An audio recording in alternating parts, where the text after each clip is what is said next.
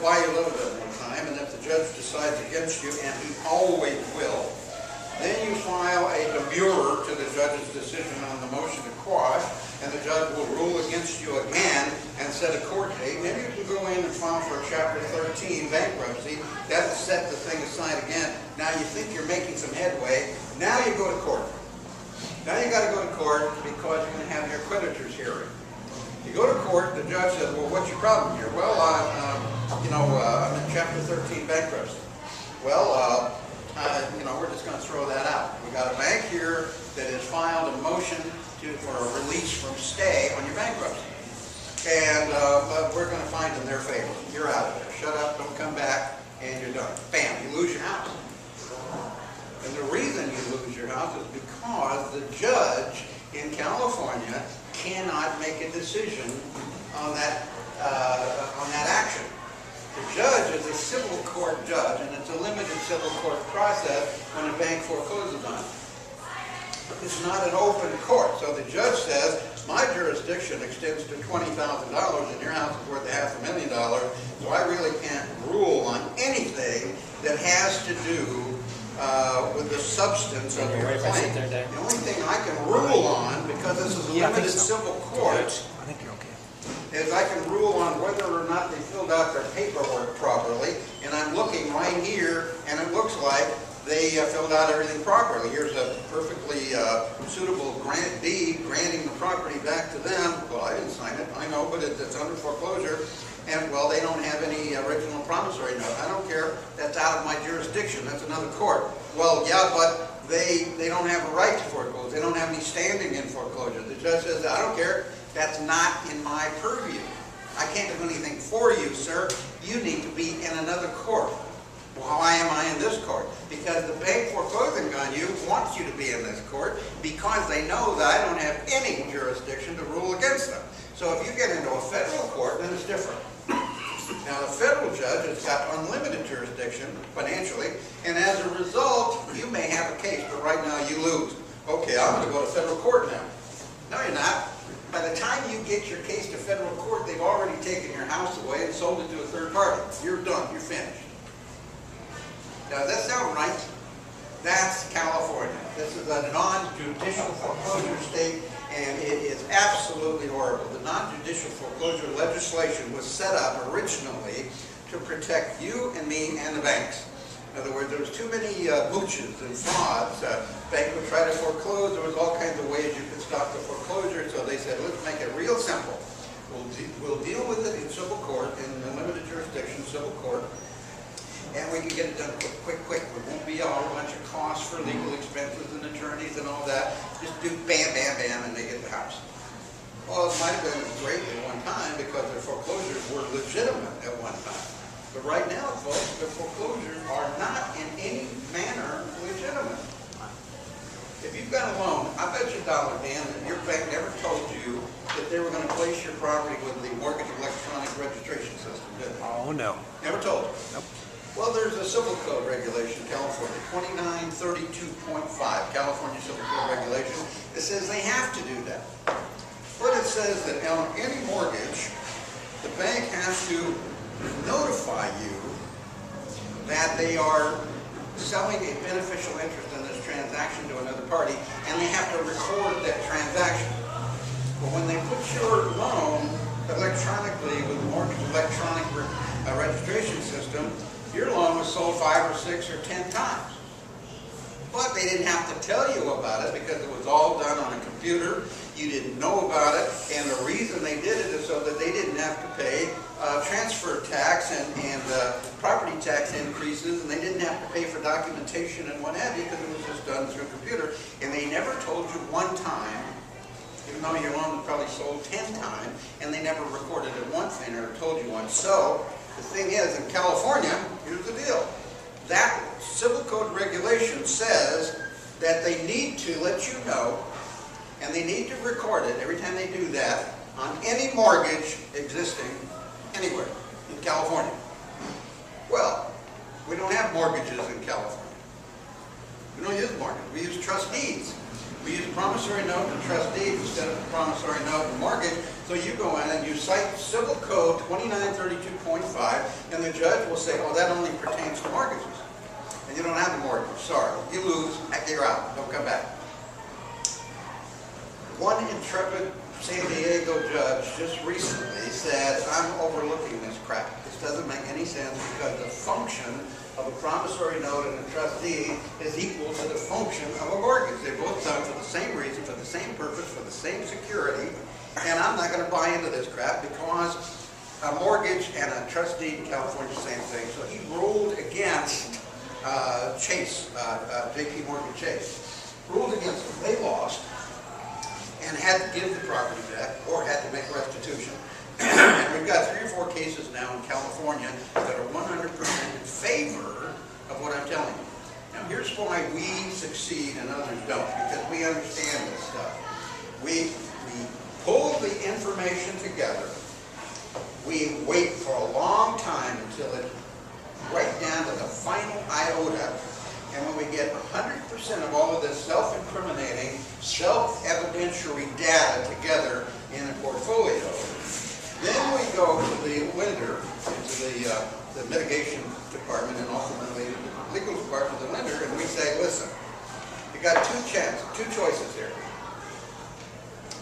Release the lien and give the property to us, but we've got full power of attorney at that point, or go to court and defend yourself.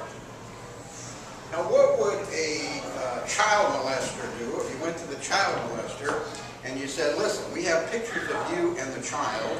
We have pictures of the child being beaten by you. We have pictures of the child being assaulted by you. And we have close-ups. We have 5 witnesses who saw you do what you're being accused of. So here's what you can do. Give me $1 or go to court. Which would you rather do? The guy says, well, you got me dead or right, so nothing I can do about it. So here's my $1. That's exactly what happens with these banks. And it doesn't matter, the bigger they are, the harder they fall. Bank of America, JP Morgan Chase, it doesn't make a bit of difference who it is. IndyMac, on and on and on. Of course, IndyMac is now City, what is it, City First or First City Ding Dong or something. It doesn't matter who it is. They fall because we come to them after taking several months to accumulate all of this data, including their financial statements for the day the alleged loan was made, including copies of all of their transfer documents, copies of their securitization documents. We do a full and complete securitization audit, a full and complete forensic audit on the loan, and then a securitization audit. We get all of their pooling agreements, we get all of their insurance data, 100% of everything that we need to back them into the corner where they just absolutely can't get out. Now, when we approach them, we say, here are your choices. Here's what we're going to get you with in court. If you want to go to court, it's okay. If you lose, you pay treble damages. We're suing you for $650,000. So if you lose, it's going to run you over $1.5 million plus your court cost. Do you want to go to court, or do you want to give up? Now, why would a bank quickly give up? In other words, don't they have a lot of money to lose if they give up and give us the house? How much do they have to lose? They never loaned a single penny to anybody. All they did is they took your signature, sold it to somebody else, put $50,000 in their reserve account, and $50,000 gives them a right to loan out $150,000. Well, what would be $500,000? Because any lender, any bank can loan out 10 times its reserves. And so if they made $50,000 on the brokerage, that gives them $500,000 to loan at high interest rates and so on. So the reason they fold is because they have nothing to gain. There is very, very little chance, and they know it when they look at all the data that we have, that they have any loopholes anywhere to go. We cover the loopholes going in. So understand, guys, if you've got a mortgage on your house, 90% of the people we're dealing with are in foreclosure, 95, 98%. Are in foreclosure, but several people tended to say, I don't want to pay this mortgage anymore. My house is worth $500,000, I owe $650,000. And, you know, and I owe $650 because they screwed me. They took advantage of me. There was predatory lending here. They even falsified some of my financial data to make it work so they could sell this off and make quick profit on the broker. So a lot of people come to us with their payments current. They come to us with their house $200,000, $300,000, $400,000 over encumbered. That's a good third of our businesses' houses worth over $1 million. And these people don't, whether they're in foreclosure or not, they don't do that. Does anybody here have a house right now that's over encumbered? Anybody own real estate that you owe more on it than it's worth? Raise your hand. Yes. Don't be ashamed. You're good company. And all of those that are not raising your hand, you're lying to me. So when can we ask you questions? Pardon? When can we ask you questions? I don't take questions because you could ask me something that I don't have the answer to. So you said the banks are losing. Who's losing? Moving. Losing. Who's losing? You said the banks aren't losing any money. No. So who's losing? Who's losing? Mr. Somebody's Wong. losing. Yeah, Mr. Wong and Mr. Chen and Mr. Lee. Okay. Now, there's 150 of them who bought that portfolio.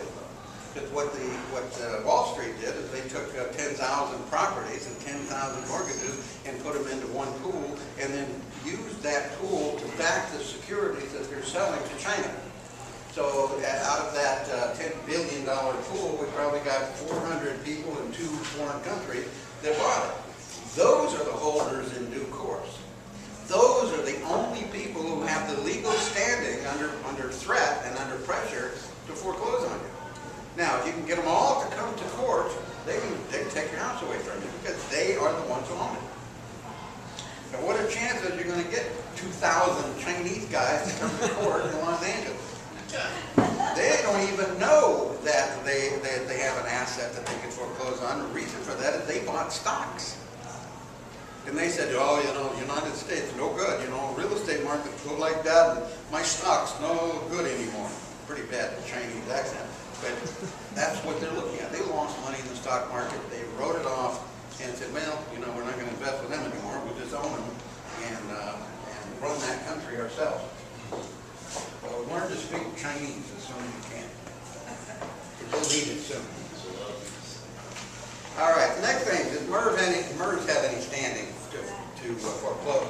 No. In some states, they haven't been challenged, and they do. In California, there's been some excellent cases where MERS was thrown out. You do not have any standing to foreclose. The lender that you think you borrowed your money from has no standing to foreclose. That lender does not have See, there's a perfect Chinese accent for you.